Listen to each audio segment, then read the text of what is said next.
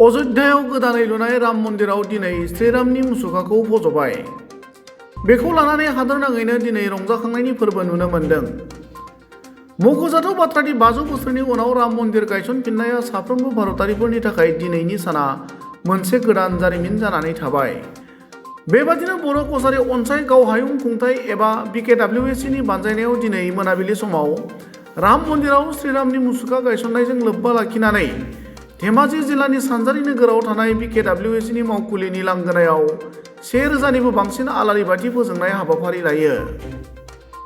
आलारि बाथि फोजोंजेननाय हाबाफारिखौ BKWSनि गाहाय मावफुं सोद्रोमा मिहिनीश्वर बसुमतारिया मावफुंनानै होयो आरो बे हाबाफारियाव खौसेथि बर' सुबुं आफाद, धेमाजि जिल्ला बर' थुनलाइ आफाद, धेमाजि जिल्ला बर' हारिमु आफाद आरो बर'नि गुबुन गुबुन माहारियारि आफादनि बिबानगिरि मावथि सोद्रोमाफोर लोगोसे ओनसोलनि मेलेमजिबि समाज सिबियारिफोरा बाहागो लायो।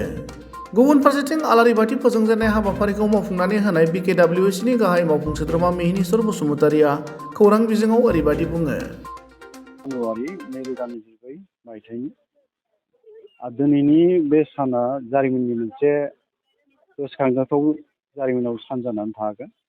मानोना बेसेबांबा गोबाव बोसोर जायखौ जोङो भारतनि नोगोरारिफ्रा बुंनो थाङोबा हिन्दु जोङो जायखौ हिन्दु होनना जों मिथिलायो। हिन्दु सुबुंफ्रा बेनि मोगथां महर मोननायखौ मोननो लुबैबाय थाबोदोंमोन। बे दिनै जाफुंफैबाय। नाथाय बिनि सिगां राम मन्दिरखौ मोगथां महर होनांगौआवहाय गोबां सुबुङानो सोमावसारनोबो गोनां जादोंमोन आरो बे सोमावसारनायनि गेजेरजों गोबां सुबुङानो जिउ बावलांनोबो गोनां जादों।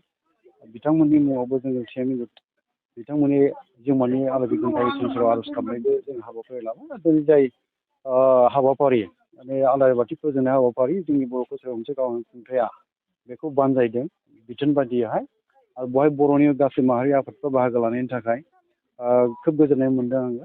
गुबैयैहाय खौसेथि बर' सुबुं आफाद, दुलाराय बर' फरायसा आफाद, दुलाराय बर' आइजो अनसाय आफाद, धोरोमारि गौथुम ब्रह्म बाथौ आरो दुलाराय बर'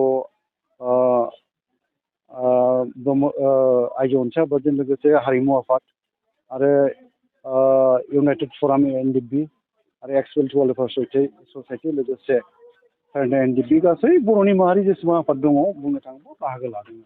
बे खोब जोंनि थाखाय खौसेथिनि मोनसे जोंनि खामानि मावनायनि नेरसोनखौबो खोन्थानायनि मोनसे बियो हाबाफारिबो बुंनांगोन जोङो। आरो भारतआ मोनसे हिन्दु राष्ट्र गायसननायनि जे मोनसे थांखिजोंहाय दिनैनि सरकारा भारतीय जनता पार्टी सरकारा खामानि मावबाय थादों। बेखौबो जोङो सावरायनो गोनां बाथ्रा।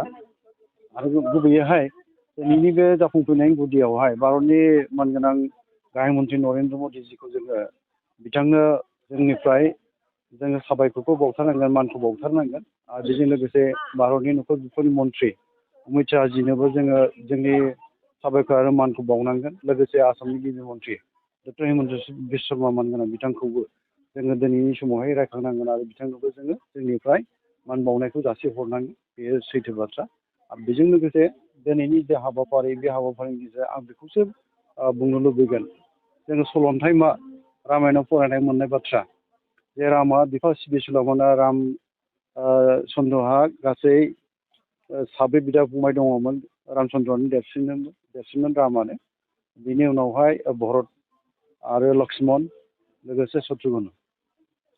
दा बाथ्राया जाहैबाय बिफा दशरथनि बोसोनखौ मानिनो थांनानै बिथाङा रामचन्द्रआ बुंनो थाङोबा अरनबारियावनो 13 बोसोर 14 बोसोर गासैहाय 14 बोसोर बियो हाग्रायाव जिउ खांहैनो गोनां जादों। गावनि फंबायखौ लाफानानै आरो गावनि बिसिखौ लाफानानै बियो हाग्राबारियाव जिउ खांहैनो गोनां जानाय बे जारिमिनखौ जों फरायनानै मोनबोदों। दा बेनिफ्राय जों बेखौ बुजियो बिफानि बोसोन बिफा सिबिसुला जेरावहाय रामचन्द्रआ बिफा सिबिसुलामोन। जोंबो बबेबा मोनसे समावहाय थासारि फैनो हागौ जोंबो जोंनि बिफाखौ सिबिनायनि नामाव बिफानि बोसोनफोरखौ मानिनो गोनां जायोबा गोबां जोंबो गावनि हारसायाव बुङोखौ माने त्याग होनो आरोखि बेखौ एंगारनो हानाय जानांगोन आरो बे गुनफोरखौ जों आरजिनोबो हानाय जानांगोन। जोंनि रायजो जानायाव इयुन जोलैफोरनो जोङो बिदिनो आखल दानायनि रादाबफोर जों होनांगोन आरो जों फोरोंनांगोन आखल आखु गोग्गो आखल आखु फोरोंनांगोन आरो जोंनि इयुननि जि जिउ जानाय बा जिउ खांलांनायनि जोंनि जुजिनाय लामायाव जोंबो साफा साफा राम बायदि बिफा सिबिसुला लोगोसे रायजो राजा अनसुला आरो सुबुं समाजनि मोजां खामानि मावनायनि जे मोनसे थांखि बे सानस्रि बेखौ बिथा खालामना जोङो खामानि मावनो थाखाय नाजालांनांगोन बेखौ आं फोथायो। भरतनि उनावहाय लक्ष्मण बेनि उनाव शत्रुघ्न सिन्हा उनावहाय शत्रुघ्न दा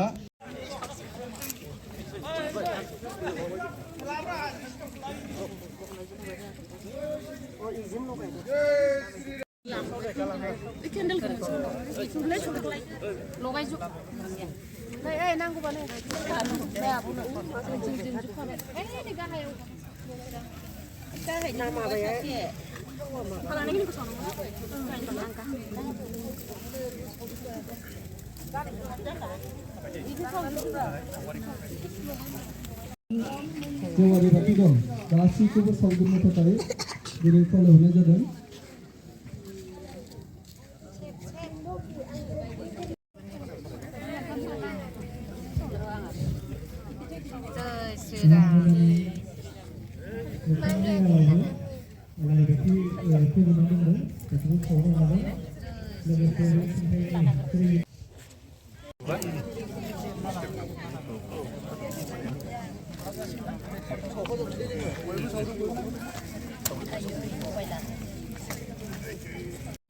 Solen gunang sih.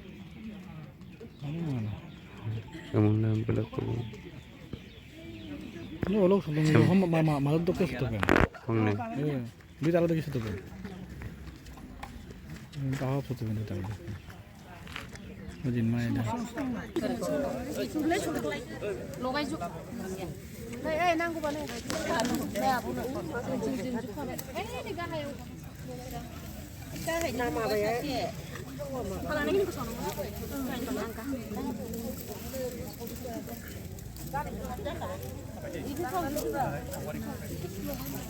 जेवारि बाथि दं गासैखौबो सावदिंनो थाखाय दिनै खावलायहरनाय जादों।